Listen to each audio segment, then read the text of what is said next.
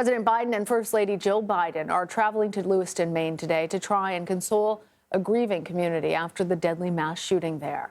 The Bidens will meet with the victims' families, survivors, nurses, and others who are on the front lines of the emergency response. The gunman killed 18 people and wounded several others in a bowling alley and restaurant last week. Police found his body 2 days later from a self-inflicted gunshot wound.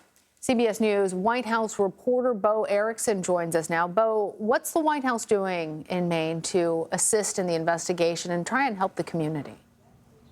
With the reality of mass shootings in this country, the Biden White House in September announced an Office of Gun Violence Prevention. And at that time, White House officials were saying that this office would kind of work how FEMA does responding to natural disasters.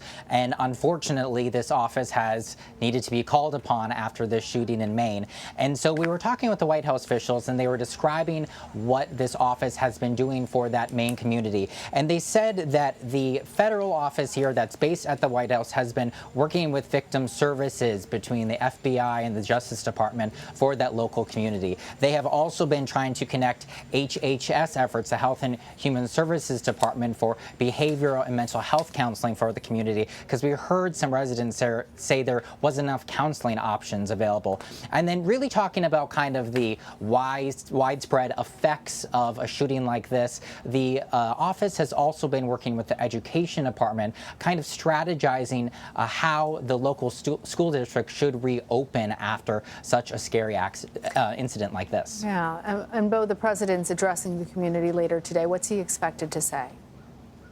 We expect the president to reiterate his call for an assault weapons ban. This is something that he calls for after many of these mass shootings, and he seems more and more passionate about. However, that assault weapons ban, whenever it's brought up in Congress, that potential law fails because there's just not the support in Congress right now for this. But there is a little glimmer of hope because the congressman in the area, Jared Golden, he's a moderate Democrat up in Maine, he actually reversed his position and said after this shooting he does support an assault weapons ban. And this took some courage because in Maine there is a high rate of gun ownership. According to the RAND Corporation, 48% of Mainers own a gun, but at the same time the CDC says it has one of the lowest rates of firearm deaths in the state. So maybe there is some possibility that there's a little bit more support for an assault weapons ban if people like Jared Golden are changing his position.